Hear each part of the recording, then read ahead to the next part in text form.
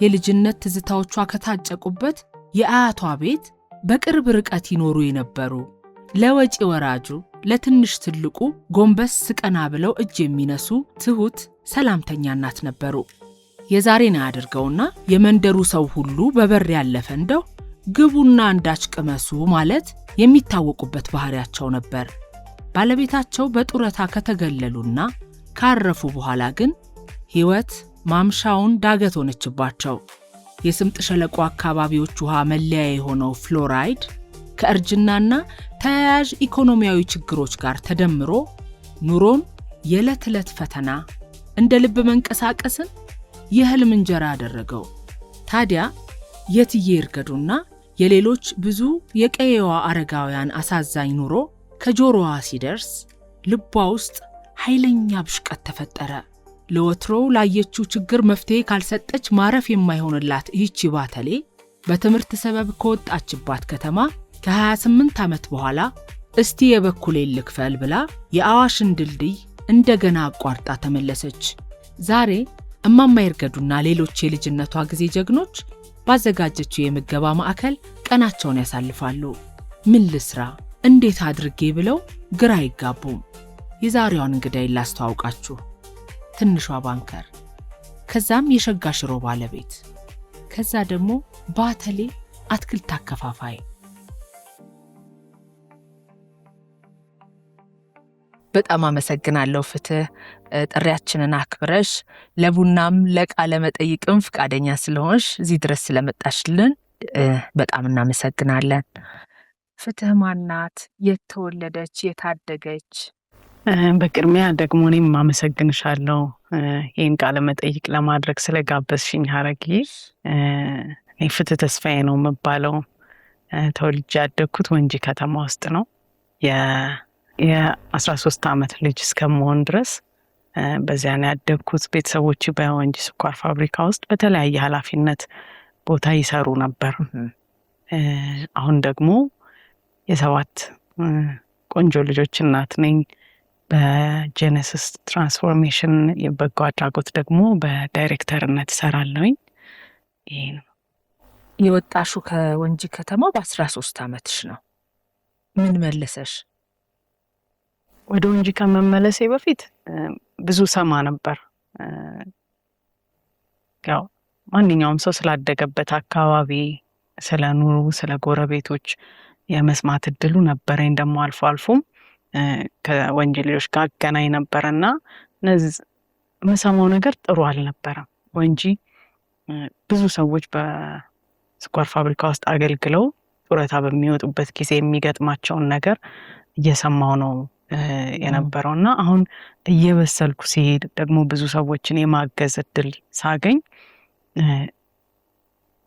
ማገዝ ያለብኝ የራሴ ከሆኑት ማገዝ ስጀምር የራሴ ከሆኑት በአካባቢ ከማውቃቸው መሆን እንዳለበት አሰብኩኝ። ተመልሼ ደግሞ ስመጣ በጣም ያየሁት ነገር የሚያሳዝን ነበረ። እኔ የራሴን አስተዋጽኦ እንዳደርግ የሚገፋፋ ሁኔታ ስላጋጠመኝ ተመልሼ መጣሁኝ ማለት ነው። አረጋውያንን ማገዝ መልካም ስሜት እንዳለው ይገባኛል። ከሱ ስሜት ጋር ተያይዞ የገጠመሽ ችግር ምን ነበር? መቼም ፈተና አለው ብዬ ነው። ስመጣ ከኦልሞስት ከ28 ከ29 ዓመት በኋላ ነው የተመለስኩት እና ብዙ የለመድኩት ነገር ነበረ። ፌስ ያደረኳቸው ነገሮች እዚህ ከለመድኩት ነገር ጋር ትንሽ የተለያዩ ናቸው። የመንገዱ አለመሰራት፣ ብዙ ስፖንሰሮች ያለማግኘት፣ እንዲሁም ደግሞ የወርክ ኤቲክሳችን በዚህ ያለኝና እዛ ደግሞ ያለው ሁኔታ የተለያየ ነው እና እንደ ፈተና እንደሱ ነው የገጠመኝ። ግን ደግሞ ብዙ መልካም ነገሮች ደግሞ አጋጥሞኛል። ደስ የሚያሰኘኝ እንኳን ተመለስኩ፣ እንኳን ሰራው፣ እንኳን ምንድን ነው የሚሰማኝ እንደ የመርዳት አይነት ስሜት ሳይሆን ኃላፊነትን የመወጣት ትዕዛዝን የማክበር ሰው በየትኛውም እምነት ሰው እናትና አባቱን ሊያከብር ይገባል። እውነት ነው። ለራሱም መልካም እንዲሆን ደግሞ ለወደፊቱም ደግሞ ዘር ስለሆነ ግን ደግሞ አንዳንድ ጊዜ አናስበው አይመጣልንም። በአካባቢያችን ያሉ በእድሜ አዛውንት የሆኑ ሰዎችን ለመመልከት ሩጫ ላይም ስለሆንን አናየውም እና አሁን የሆነ አይነት ሳቲስፋክሽን አለኝ ያንን ስራ በመስራቴ ከፈተናው ባሻገር ማለት ነው። አረጋውያንን ከማገዝሽ በተጨማሪ አዲስ አበባ ወጣቶችን የምታግዥበት ማዕከልም እንዳለ አውቃለሁ። እስኪ ስለሱ ትንሽ አጫዎችን። ይህን ስራ የጀመርነው የዛሬ 8 ዓመት አካባቢ ነው። በሱስና በማህበራዊ ችግሮች ምክንያት በአስቸጋሪ ሁኔታ ውስጥ ያሉ ጎዳና ላይ ያሉ ወጣት ወንዶችና ሴቶች ልጆችን እናግዛለን የምልበት ምክንያት ራሳቸውን ለመለወጥ ፈቃደኞች የሆኑ ወጣቶችን ሱስ ካለ ሪሃብሊቴት በማድረግ ስኪል ትሬኒንጎች እንዲወስዱ በማድረግ ደግሞ በጣም አስፈላጊ የሆነውን ይሄ ቤተሰባዊ ፍቅር አብሮ የመሆንን ቤት የመስጠትን እረፍት የመስጠትን ከሚውሉበት አካባቢ ትንሽ ገለል አድርገን አብረናቸው ቆይተን በ1 ዓመት ፕሮግራም ፕሮዳክቲቭ ሲቲዝን እንዲሆኑ የምናደርግበት ፕሮግራም ነው። እስከ ዛሬ ድረስ ልጆችን በየአመቱ የተወሰኑ ልጆችን እያገዝን አይ ቲንክ እስካሁን ወደ 400 የሚሆኑ ልጆች አግዘናል። በ8 ዓመት ውስጥ ማለት ነው ወይም በ7 ዓመት ውስጥ? በ8 ዓመት ውስጥ። በጣም ደስ ይላል። በዚህ 8 ዓመት ውስጥ ካገዝሻቸው ወጣቶች ውስጥ ምን አይነት ውጤት አግኝተሻል? ፈተናውስ ምን ይመስል ነበር? በጣም ብዙ ውጤት አግኝቻለሁ። እንደ ሁል ጊዜ ማስበው ነገር አለ። አንድ እኔ ጋር አብሮኝ የሚኖር ልጅ አንድ ነገር ነግሮኝ አስታውሳለሁ። ብዙ ሰው ለማገዝ ህፃናትን ወይም ደግሞ አረጋውያንን ይመርጣል። ወጣትን ለማገዝ የሚነሳ ብዙ ሰው የለም። ለምንድን ነው? መንገድ ላይ እንኳን ስናገኛቸው ሰርታት በላም እጅ አለ እግር አለ የመባል ነገር አለ። ግን ወጣቶች በምን ሁኔታ እዛ ጋር እንደደረሱ አናውቅ። ግን ደግሞ የራሳችንን ነገር የራሳችንን አስተዋጽኦ ብናደርግ ትንሽ እጅ አንዳንድ ልጆች ትንሽ ኮንትሪቢዩት ብናደርግላቸው ይሄ በዕለቱ እንዲበሉ የመስጠት ሳይሆን ምን ሆነህ ነው? ለምንድን ነው ከዚህ ጋር የተገኘው? ምን አጋጠመ የሚለውን ነገር ጠይቆ ጊዜ ወስዶ አብሮ አሳልፎ ያንን ጊዜ የሚሰጣቸው ሰዎች ካገኙ በራሳቸውን ለመቀየር ሬዲ የሆኑ ልጆች አሉና እንደዚህ አስቡ። አንደኛው ወጣቶች የነገ ሀገር ተረካቢዎች ናቸው። ሁለተኛ መልካም ምግባር ከኛ ነው የሚማሩት። እኛ ከሆነ ሪጀክት ያደረግናቸው እነሱም ሲለወጡ እንኳን ሶሳይቲው ሪጀክት ስላደረጋቸው እነሱ መልሰው ያንን ነው የሚሰጡት። ስለዚህ እኔ ብዙ ልጆች በጣም ትንሽ እገዛ ያደረግኩላቸው ልጆች ራሳቸውን ለውጠው ቢዝነስ ውስጥ ያሉ አሉ። በተለያዩ ተቋማት እየሰሩ ያሉ ልጆች አሉ። የራሳቸውን ስራ የሚሰሩ ቤተሰብ የመሰረቱ ትዳር ውስጥ የገቡ ልጆች የወለዱ የቤተሰብ ኃላፊዎች የሆኑ ልጆች አሉ። ደግሞ አብረውኝ ደግሞ የሚሰሩ ልጆችም አሉ። ከአንቺ ጋር ይሰራሉ? አንቺ ያሳደግሻቸው ልጆች ወይም ያገዝሻቸው ልጆች? አብረውኝ የሚሰሩ እንደውም በሰፋ ልብ በጣም እኔ እዚህ ነበርኩኝ ስለዚህ ይቻላል በሚል መንፈስ የሚሰሩ ልጆች አሉና ደስ ይለኛል። እኔ ባልኖር እንኳን ይህንን ስራ ተክተውኝ መስራት የሚችሉ ልጆች አፍርቻለሁ። ይሄ ትልቅ ስኬት ነው። አንድ ስራ ሰክሰስፉል ነው ወይም ውጤታማ ነው የሚባለው ተተኪ ሲያገኝ ነው። አንቺ ባትኖሪ አንቺን ተክቶ የሚሰራ ሰው ካለ በቃ ተሳክቶልሻል። አንቺ ኦልሞስት ሁሉም ሲወጡ በሌላ ስራም ሲወጡ በተለያየ ቦታ ይህንን ስራ እንደ ተቋም እንኳን ባይቀጥሉት በቤታቸው ጓደኞቻቸውን የሚያስጠልሉ እኔ ያንን ፈተና ያየሁትን ደግሞ ወንድሜ ጓደኛዬ የሚሉ አብረው የሚኖሩ ልጆች አሉ።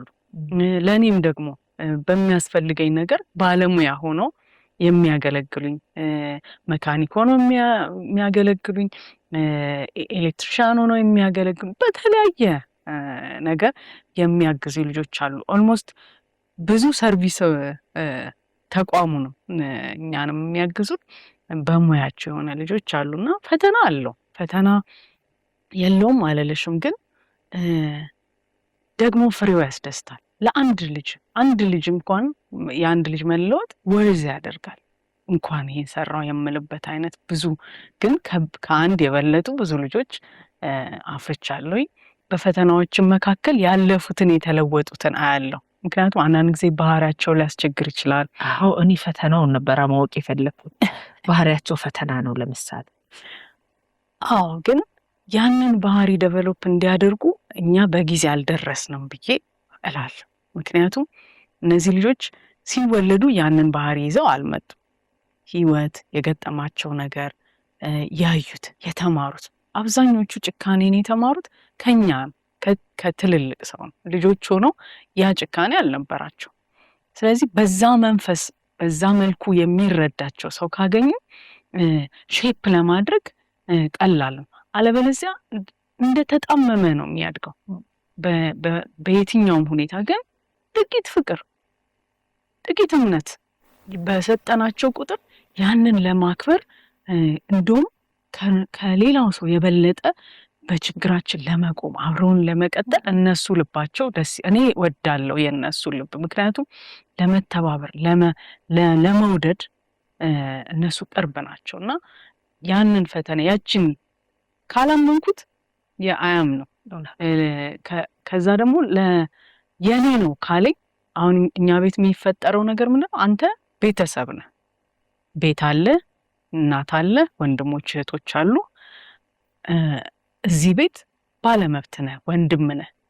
ያንን ነው የሚፈልጉት። ልብስ፣ የሚበላ የሚጠጣ አለ የት ያንን አጥቶ አይደለም። ብዙ ጊዜ የወጣት ፕሮብለም ቢሎንግ የሚያደርግበት ይሄ ነው። ቤቴ ቸል አልባልም፣ ስሜቴ ይታወቃል፣ ስሜቴን የሚረዳልኝ ሰው አለ የማለት ነገር ነው ብዙ ጊዜ ልጆችን ከቤትም የሚያስወጣው።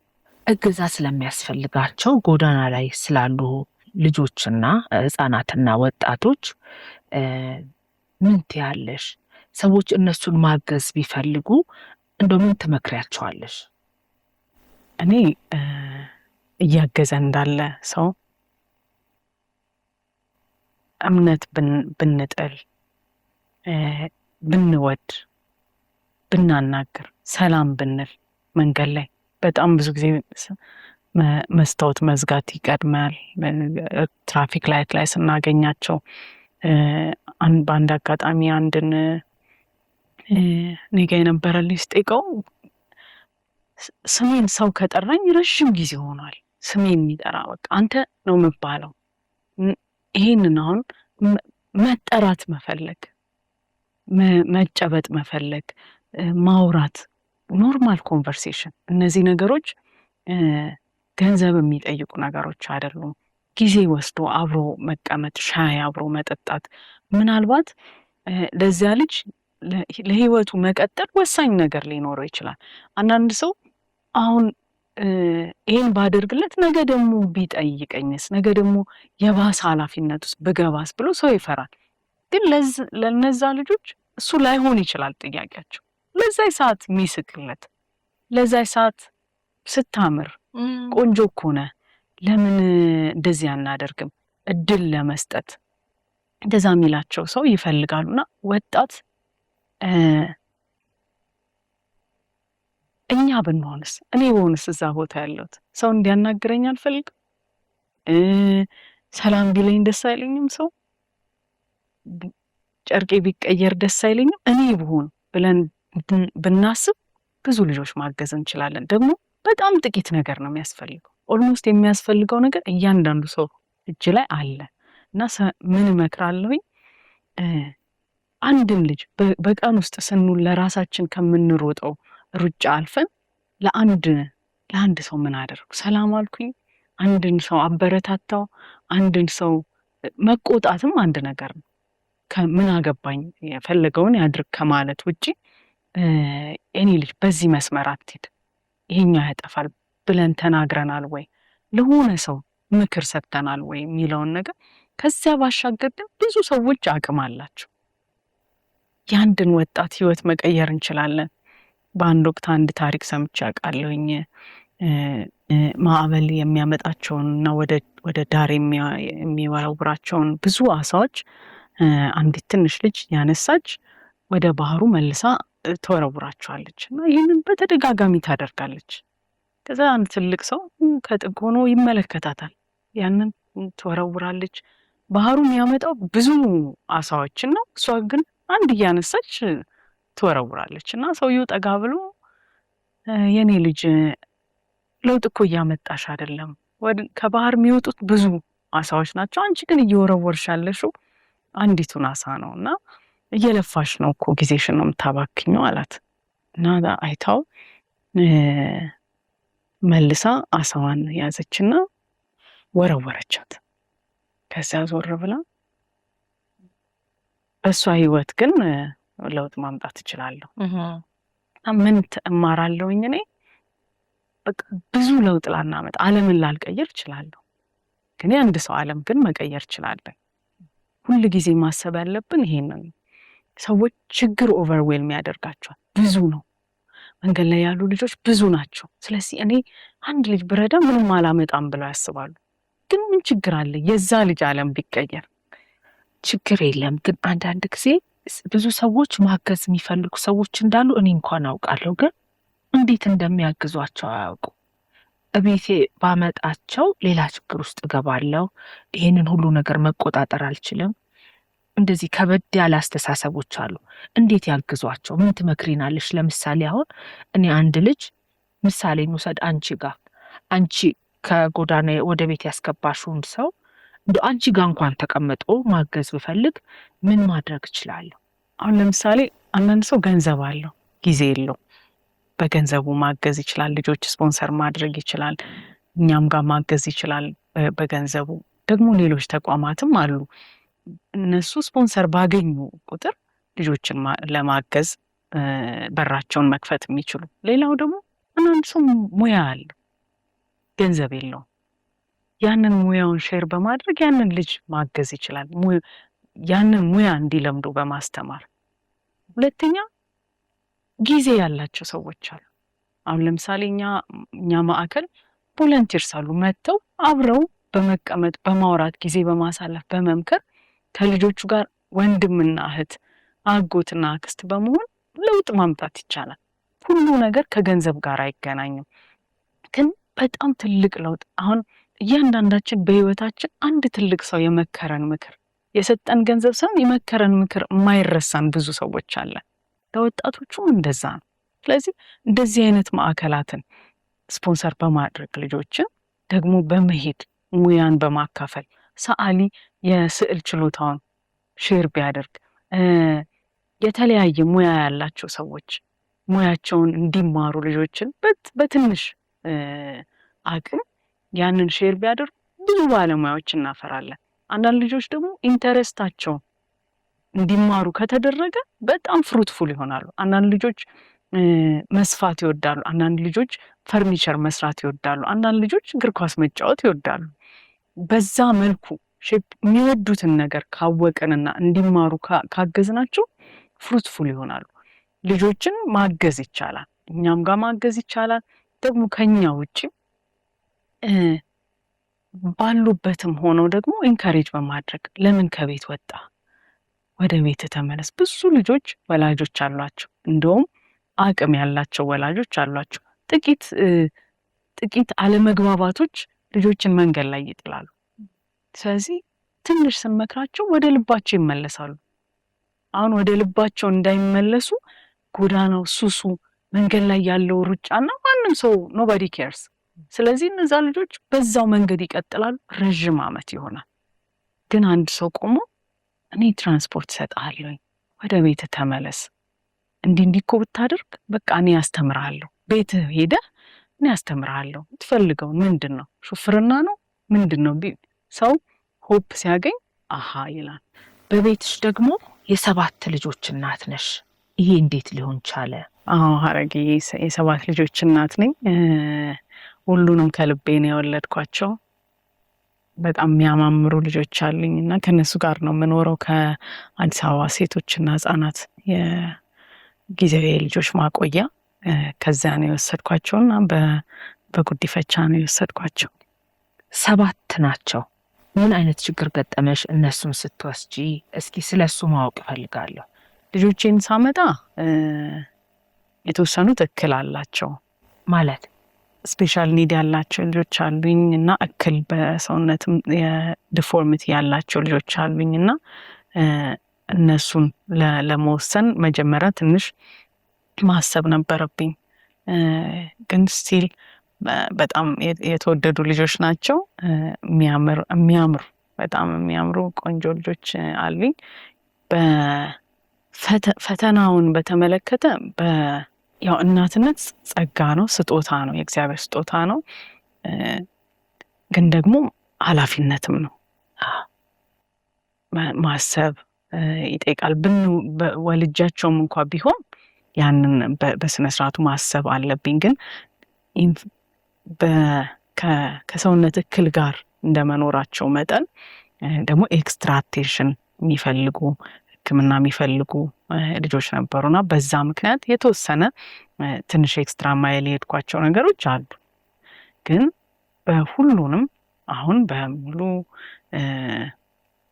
ጥሩ ሆነው ቤተሰብ አግኝተው እናት አግኝተው ቤተሰብ መሀል ሆነው ደስ በሚል የአእምሮ ሁኔታ ላይ ናቸው ያሉት። በጣም ከባድ ኃላፊነት የወሰድሽ ይመስለኛል። ወልዶ ማሳደግ እንኳን በጣም ከባድ ነው። ምን ተመነሽ ነው አንቺ ይህን ኃላፊነት ለመውሰድ የደፈርሽው? ልክ ልጆቼን ስወስድ የተሰማኝን ነገር ልንገርሽ። አንደኛ ቅድምም እንዳልኩሽ እኔ ብሆን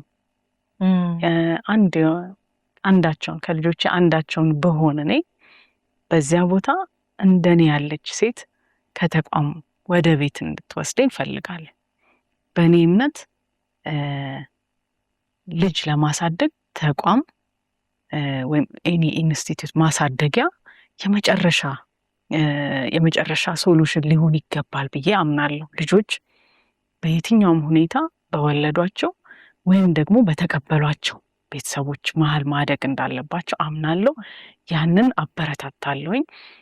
ስለዚህ ለእኔም የእኔ ልጆች በእኔ ቤት ውስጥ በእኔ ጥላ ውስጥ ሲሆኑ ያለው ኮምፕሊትሊ ኢንስቲትዩት ውስጥ ካለው ወይም ደግሞ ማዕከሎች ውስጥ ካለው የተለየ። ለምሳሌ የኔን ተች ያገኛሉ፣ አቅፋቸዋለሁኝ፣ አያቸዋለሁኝ። ለእናት ወይም አለኝታ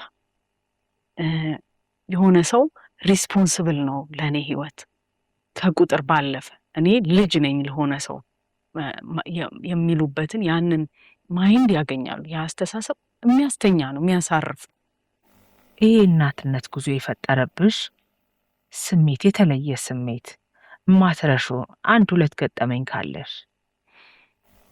ሁለተኛውን ልጄ ስወስድ ነው ለመጀመሪያ ጊዜ የተወሰነ ፕሮሰስ አለው። ተመላልሰሽ የምንሄድ ቀን ወደ ቤታችን የምንሄድ ቀን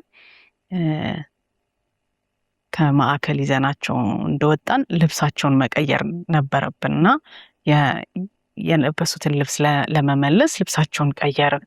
እንግዲህ የዛን ቀን ነው ዴይ ቢፎር አይቶኛል። የዛን ቀን ደግሞ በቃ ይዤው እየወጣሁ ተያይተናልና ምንም አይነት ረዥም የሆነ የቅርርብ እንትን የለንም። እናንተ ከኋላ ተቀምጧል። ከወንድሙ ጋር ነው አንድ ላይ ነው የወሰድኳቸው። ስሙን ጠራውና እማዬ እኮ ካልሲ ያደረገችልኝ። እማዬ የሚለው አንቺን ነው?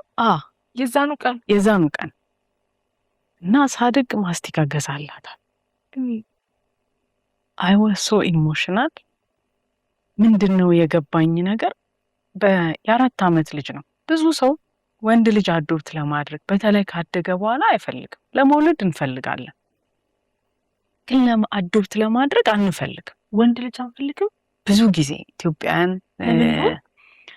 ወደ ሴት እናደላለን። በጣም ብዙ ፐርሰንቴጅ አሁንም አውቃለሁኝ። በቅርብ ወንድ ልጆች ከ3 ዓመት በላይ አዶፕት ለመደረግ ሬር ኮንዲሽን ያለ እና አዝናለሁ። በእርግጥ እኔ ካሉኝ 7 ልጆች 4ቱ ወንዶች ናቸው። 3ቱም ከ4 ዓመታቸው በኋላ ነው አዶፕት ያደረኳቸው እና ያንን ነገር በቃ መቃወም ፈልጌ ግን በ5 ደቂቃ ውስጥ ይዤው ከዛ ግቢ ወጥቼ በ5 ደቂቃ ውስጥ እማዬ ሆኛለሁ እኔ። ታምኛለሁ። የት እንደምወስደው አያውቅም፣ ቤቱን አያውቅም፣ ምን እንደሚገጥመው አያውቅም። ግን አንዲት ካይንድነስ ማለት ነው ካልሲ ነው ያደረግኩለት። የሆነ ነገሩን በቃ አሳርፌያለሁ ማለት ነው። የስጋ ወንድሙ ነው ወይስ እዛው አብሮት የነበረ ልጅ? አብሮት የነበረ ልጅ፣ የስጋ ወንድሙም አይደለም። ጓደኛ ማቾች ስለነበሩ ቤት እንዲጫወቱ አንድ ላይ ነው የወሰድኳቸውና ይሄ በዚህ ፕሮሰስ ውስጥ በጣም ኢሞሽናል ያደረገኝ ነው። ሌላ ሁለተኛው ሶስተኛውን ወንድ ልጅ ደግሞ ስወስድ በጣም ሰላም አልኩት። እዛው ሴንተር ውስጥ ሄጄ አያቸዋለሁ እና ሰላም እያልኩት ስሙን ስጠይቀው የክትባት ስም ነው የነበረው። ስም አልወጣለትም ነበርና የ4 ዓመት ወንድ ልጅ ነው። የከሌ ልጅ የሚባል ቤቢ ከሌ ቤቢ ከሌ ሆኖ እና በጣም እሱም በጣም በህይወቴ ካዘንኩባቸው እኔ በስም ምክንያት ስም በቃ ፕሪቪሌጅ አይመስለኝም ነበር። በቃ ራይት ነው የሰው ልጅ ሰው ስም ይኖረዋል። ይሄ ሊስት ምን ገንዘብ የማያስፈልገው ምንም የማያስፈልገው ነገር ነውና በዚህ ሁኔታ ወላጅ እኔ በመዘግየቴ እንደሆነ ተሰማኝ። በ2 ዓመቱ በወስደው ኖሮ ይሄ ልጅ ከ2 ዓመቱ ጀምሮ ስም ይኖረው ነበር። 4 ዓመቱ ነበር። 4 ዓመቱ ነበር። ኦልሞስት ትምህርት ቤት የሚሄድበት ጊዜ ነበር። ግን ሁሉም ልጆች በክትባት ስሙ ነበር የሚጠሩትና ዳት ወዝ በጣም ኦልሞስት የህይወቴን ይሄ የእይታዬን አቅጣጫ የቀየረ ነውና የዛን ቀን እናት መሆን ማለት በጣም ብዙ ነገሮች አሉ። ስም ከማውጣት ይጀምራል። ቀላል ይመስላል እኮ ስም ማውጣት። ይህን ሁሉ ስራ ስትሰሪ በምን ገቢ ነው የሚያግዝሽ? ማን ነው?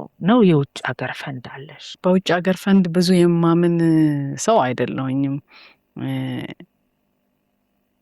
የኢትዮጵያውያን ላለን ነገር መፍትሄ ለመስጠት በቂ ነን ብዬ አምናለሁኝ። ሰው መርዳት የሚፈልጉ በጣም ብዙ ሰዎች እንዳሉ እኔ ምስክር ነኝ።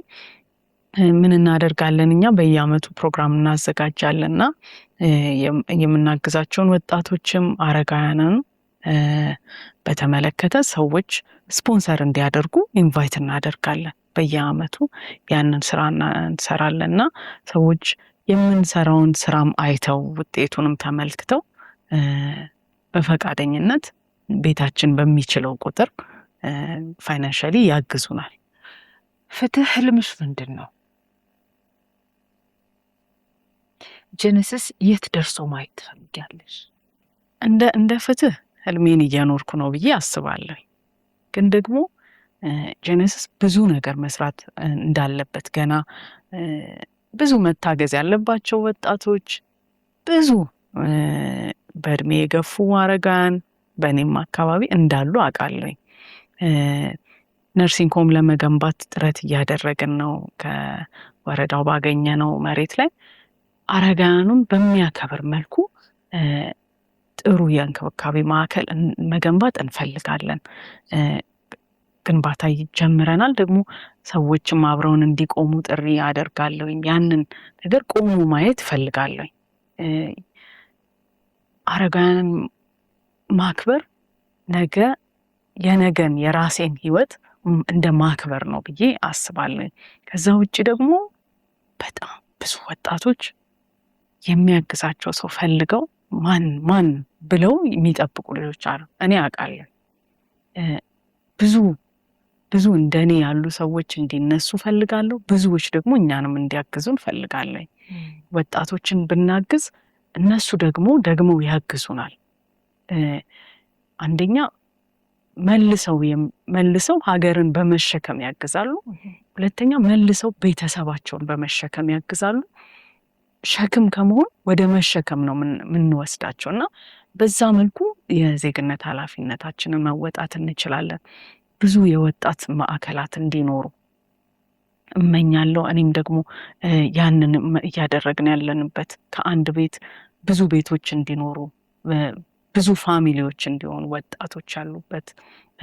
ሌላው ትልቁ ነገር ግን ሳልናገር ማለፍ የማልፈልገው ብዙ ህፃናት ቤተሰብ እንዲያገኙ ፈልጋለሁ። ኢትዮጵያ አሁን ባለው ጥናት 4.5 ከዚያም በላይ የሆኑ ወላጅ አልባ ህጻናት ቤት ነች። የዩኒሴፍ ጥናቶች እኔ እንደውም ከረዥም ዓመት በፊት ያለውን ጥናት ስታቲስቲክስ ነው የምነግርሽ፣ ግን ከዚያ በላይ ህጻናት አሉና ልጆች በተቋም ማደግ አለባቸው ብዬ አላምንም። በጣም አሁን እንኳን በቅርብ ጊዜ በማየው በክበበ ህጻናት ማቆያ ውስጥ 283 የሚሆኑ ህጻናት አሉ እኛን የሚጠብቁ የሚያድጉት እኛን በመጠበቅ ውስጥ ነው፣ ወላጅ በመጠበቅ ውስጥ ነው። እኛ ወላጆች ፈቃደኞች ሆነው አንድ ልጅ አዶት ቢያደርጉ አዲስ አበባ ውስጥ እንኳን ብዙ ሚሊዮን ሰው ይኖራል። ወላጅ መሆን የሚችል ደግሞ በጣም ብዙ ሺህ ሰው አለ። እነዚህ ልጆች በጥቂት ቀናት ውስጥ ወላጆች ማግኘት ይችላሉ እና የእድሜ ልዩነት ሳናደርግ፣ የጾታ ልዩነት ሳናደርግ፣ የአካል ልዩነት ሳናደርግ በጣም ጥሩ ሻርፕ ማይንድ ያላቸው ግን ትንሽ እክል ያላቸው ልጆች፣ በጣም ብዙ ፍቅር መስጠት የሚችሉ ግን ደግሞ ስፔሻል ኒድ ያላቸው ልጆች አሉ።